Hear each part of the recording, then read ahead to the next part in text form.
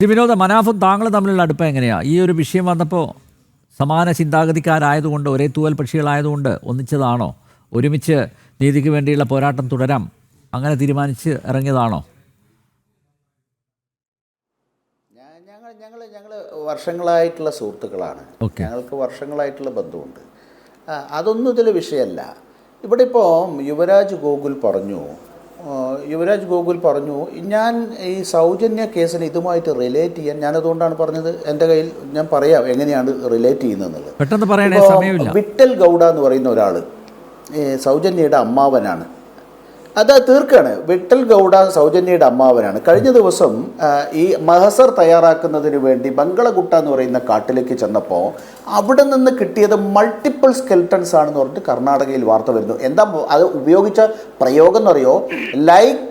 Like the sight of a battlefield എന്നുള്ള രീതിയിലാണ് അവിടെ ഈ പറയുന്ന അസ്ഥികൂടങ്ങളുള്ളത്. പലതും മണ്ണിട്ട് മൂടുക പോലും ചെയ്യാതെ കിടക്കുന്നു എന്നാണ് വാർത്തയിൽ വരുന്നത്. അതൊക്കെ വെളിവാകേണ്ട കാര്യമാണ്. ഞാനൊരു മാധ്യമത്തിൽ വന്ന വാർത്ത ഇവിടെ കോട്ട് ചെയ്തു എന്ന് മാത്രമേ ഉള്ളൂ. പിന്നെ മറ്റൊന്ന് ഇവിടെ പറഞ്ഞു, എങ്ങനെയാണ് ഈ പറയുന്ന പിന്നെ സൗജന്യയുടെ കേസ് ധർമ്മസ്ഥലയുമായി റിലേറ്റഡ് ആവുന്നു എന്നുള്ളൊരു സംശയമാണ് ചോദിച്ചത്. അദ്ദേഹത്തിന് സ്വാഭാവികം. ഞാൻ ചോദിക്കുന്ന യുവരാജ് ഗോകുൽ ഇന്ന് ചോദിക്കാവുന്ന ഏറ്റവും മികച്ച ചോദ്യമാണത്. ഉദയ് ജെയിൻ, അതിന് ഞാനൊരു ഒന്നുകൂടി പഠിക്കാൻ വേണ്ടി പറയാം. ഉദയ് ജെയിൻ എന്ന് പറയുന്ന ഒരു വിക്കുള്ള മനുഷ്യൻ എന്തിനാണ് ഇന്ത്യൻ രാഷ്ട്രപതിയോട് എനിക്ക് ദയാവധം അനുവദിക്കണം എന്നാവശ്യപ്പെട്ട് കത്തയച്ചത് എന്നുകൂടി യുവരാജ് ഗോകുൽ പഠിക്കൂ. കാരണം എന്താണെന്ന് വെച്ചാൽ, ഈ പറയുന്ന സൗജന്യയെ കൊലപ്പെടുത്തിയ, ഇവിടെ പറഞ്ഞല്ലോ ഒരാളുടെ പേര്, ആ മനുഷ്യനല്ലെന്നും അയാളെ പോലീസിൽ ഏൽപ്പിച്ച 4 പേരാണ് അതിന് പിന്നിലെന്നും ഈ സൗജന്യയുടെ കുടുംബം നിരന്തരമായി പറഞ്ഞുകൊണ്ടിരുന്നതാണ്. ആ 4 പേരിൽ ഒരാൾ ഒരു വിക്കനാണ് എന്നവർ പറഞ്ഞിട്ടുണ്ട്. ആ വിക്കൻ ആരാണ് എന്ന് കഴിഞ്ഞ ദിവസം വ്യക്തമാവുകയുണ്ടായി. അതിൻ്റെ ഭാഗമായിട്ടാണ് ഉദയ് ജെയിൻ എന്ന് പറയുന്നൊരു മനുഷ്യൻ ഇന്ത്യയുടെ രാഷ്ട്രപതിയോട് പിന്നെ ദയാവധം എനിക്ക് അനുവദിക്കണം എന്നാവശ്യപ്പെട്ടുകൊണ്ട് കത്തയച്ചിട്ടുള്ളത്. അതേപോലെ തന്നെ ഈ ചിന്നയ്യ ഈ സൗജന്യ കേസുമായി ബന്ധപ്പെട്ട് ഈ മൃതശരീരം നേത്രാവതി പുഴയുടെ തീരത്ത് കൊണ്ടുപോയി നിക്ഷേപിച്ചത്, അവിടെ വെച്ചത് ഞാനാണ് എന്ന വെളിപ്പെടുത്തൽ SITയുടെ മുമ്പാകെ നടത്തിയിട്ടുണ്ട്. ഇത് എല്ലാം കൂടി കണക്റ്റഡ് ആവുന്ന സമയത്ത് സൗജന്യ കൊലക്കേസിൽ ഈ കേസുമായി അഭേദ്യമായ ബന്ധമുണ്ട് എന്ന് വരികയാണ്. അതുകൊണ്ടാണ് ഞാൻ പറഞ്ഞല്ലോ, ഇപ്പം ഒരു മനാഫായിരുന്നു ഈ പിന്നെ സൗജന്യ ജസ്റ്റിസ് ഫോർ സൗജന്യ ആക്ഷൻ കമ്മിറ്റിയുടെ കൺവീനറോ ചെയർമാനോ എങ്കിൽ നിങ്ങൾ ഈ പറയുന്നതൊക്കെ ശരിയാണ്. ഞാൻ ഈ ധർമ്മസ്ഥലയിലേക്ക് സഞ്ചരിച്ചയാളെ ഈ വിഷയം വന്നപ്പോൾ ഞാൻ അന്വേഷിച്ചു ചെന്നു. അവിടെ പോയി ജസ്റ്റിസ് ഫോർ സൗജന്യ ആക്ഷൻ കമ്മിറ്റിയോട് ഉത്തരവാദപ്പെട്ട നേതാവായിട്ടുള്ള മഹേഷ് ഷെട്ടി തിമരടിയുടെ വീട്ടിൽ ചെന്നു.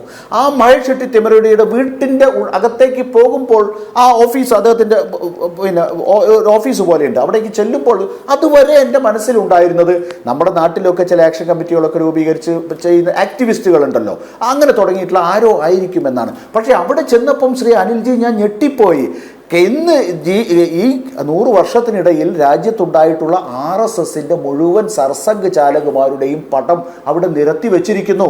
ഭാരതാംബയുടെ ചിത്രം ഒരു ഭാഗത്ത്, അടൽ ബിഹാരി വാജ്പേയിയുടെ ചിത്രം മറുഭാഗത്ത്, ഈ പറയുന്ന പിന്നെ കുങ്കുമ പതാക അവിടെ വെച്ചിരിക്കുന്നു. അതിൻ്റെ മധ്യത്തിലായി ഈ പറയുന്ന സൗജന്യ എന്ന് പറയുന്ന പെൺകുട്ടിയുടെ മനോഹരമായ പടം അവിടെ വെച്ചിരിക്കുന്നു.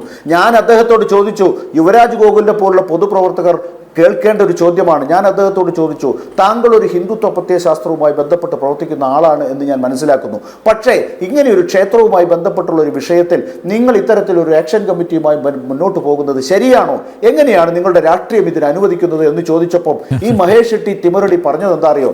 ഞാൻ വിശ്വസിക്കുന്ന ഹിന്ദുത്വ പ്രത്യയശാസ്ത്രം ഇത്തരത്തിൽ നീതി നിഷേധിക്കുന്നതിന് എന്നെ നിർബന്ധിക്കുന്നുവെങ്കിൽ ആ രാഷ്ട്രീയത്തോട് എനിക്ക് യോജിപ്പില്ല എന്ന് പറഞ്ഞയാളാണ് മഹേഷ് ഷെട്ടി തിമരടി. ഞാൻ പറയുന്നത് അതുകൊണ്ടാണ് ഞാൻ പറഞ്ഞല്ലോ, 13 കൊല്ലത്തിന് ശേഷം ഒരു തട്ടിപ്പുകാരനാണ്.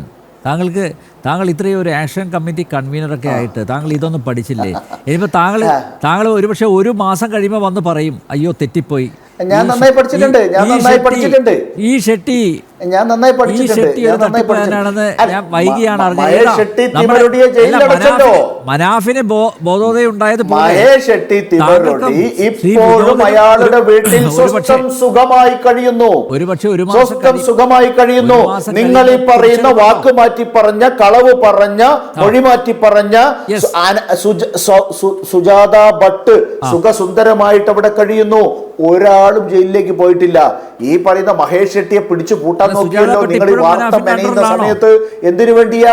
BL സന്തോഷ് എന്ന് പറയുന്ന RSS അവിടെ സുഖസുന്ദരമായിട്ട് സുജാത ഭട്ട് അവര് ജയിലിലാണോ? നിങ്ങൾ പറയുന്നതിന്റെ അടിസ്ഥാനത്തിൽ പറഞ്ഞ ജയിലിലാവണല്ലോ. അവരേത് ജയിലിലാ? ഷിമോഗ ജയിലിലാണോ? ബെൽത്തങ്ങാടി ജയിലിലാണോ? അതല്ലെങ്കിൽ വേറെ ഏത് ജയിലിലാണുള്ളത്? ബല്ലാരി ജയിലിലാണോ? ബല്ലാരി ജയിലിലാണോ? സുജാത ഭട്ട് ഇപ്പോഴും അവിടെ സമാധാനം. 90 ദിവസം കാത്തു നിൽക്കൂ. 90 ദിവസം ജയിലിലേക്ക് വിടുക എന്നുള്ളതാണ് ആദ്യമായി താങ്കളുടെ ഉദ്ദേശം. സാവകാശം മനാഫ് ഈ സംവാദം കാണുന്നുണ്ടെങ്കിൽ എന്നുള്ള നിലയിൽ അനിൽ നമ്പ്യാർ, ബിജെപിയുടെ നേതാവ് എന്നുള്ള നിലയിൽ യുവരാജ് ഗോകുൽ ഇതിന്റെ നാൾവഴികൾ പരിശോധിക്കണം. ബിജെപി എടുത്ത സ്റ്റാൻഡെങ്കിലും പഠിക്കാൻ യുവരാജ് ഗോകുൽ തയ്യാറാകണം. അതുപോലെ തന്നെ വായ്ത്താരി പാടുന്ന ചന്ദ്രേട്ട, വേറെ ജീവിക്കാൻ വേറെ മാർഗ്ഗമില്ലെങ്കിൽ ഇത് പറയല്ലാതെ വേറെ മാർഗ്ഗമില്ല എന്ന് മാത്രമേ ഞാൻ മനസ്സിലാക്കുന്നുള്ളൂ. Good bye.